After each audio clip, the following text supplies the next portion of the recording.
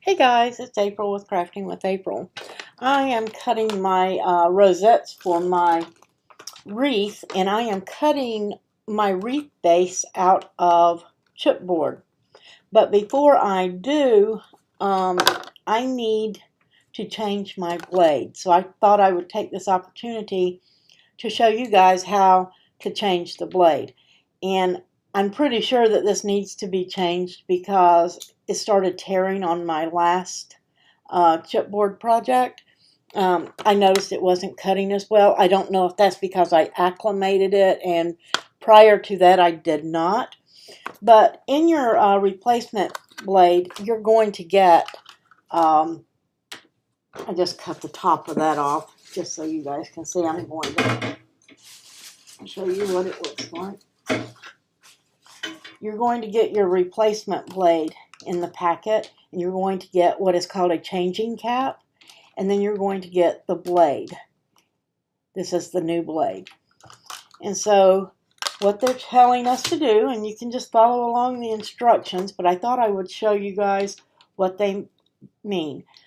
You're going to remove this protective cap, and you're going to place the changing cap on it. And then with the squeeze, you're going to turn it counterclockwise and completely remove that blade. And it came off fairly easy. I didn't have an issue with it. And then you're just going to carefully remove or turn it upside down, and it does fall out quite easily, and you're going to throw that one away. Okay? And then you're going to remove the new blade, and it has a cap on each end, so you can just kind of push it out. And it has a tip on it, a little protective cover. I'm just going to keep from cutting myself. And you're just going to line up the ribs on that. If you notice right here, this one's a little bit deeper, and there's a rib right here. Let's see if you can see it right here on the blade. See if I can get that close enough to focus in for you guys.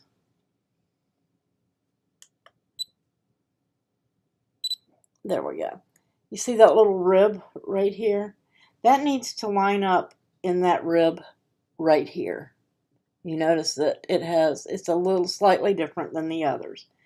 So you're just going to place that blade, just kind of drop it in, and I'm going to take that foam off. I just didn't want to cut myself. And then you'll notice that your cap is in here, and you're just going to put that back on clockwise and tighten it down. And let's see, they say I want to make sure I don't get it too tight. When they're putting it back on,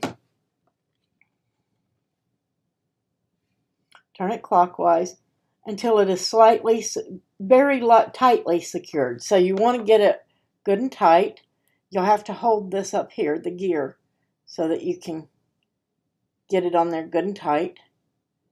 And now this is starting to turn and it's not tightening up, and I'm just going to pull that off and then replace my protective cap. And now my new blade is ready to go. Let's see. Put your housing back in your machine. It does not, when you change your blade,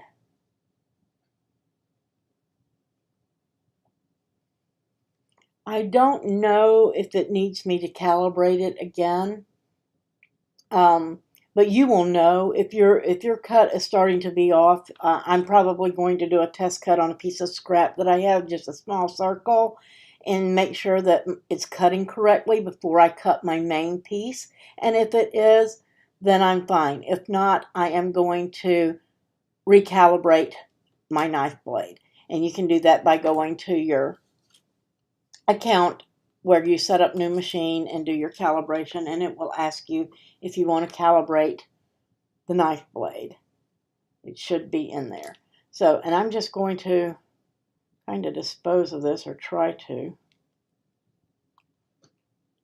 by putting the caps back on here. That way, if somebody presses down the trash in the craft room like myself, it won't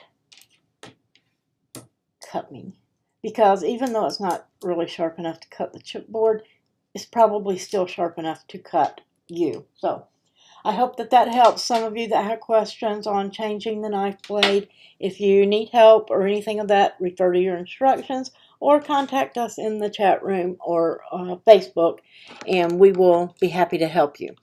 You have a wonderful day. Please give me a thumbs up on the video. Subscribe to the YouTube channel. Come on over and chat with us in the Facebook groups, Cricut Crafting with April or Cricut Maker Projects, or Cards and Cuddlebugs. We'd love to have you in each one of the groups. You have a wonderful day, and thanks for joining me.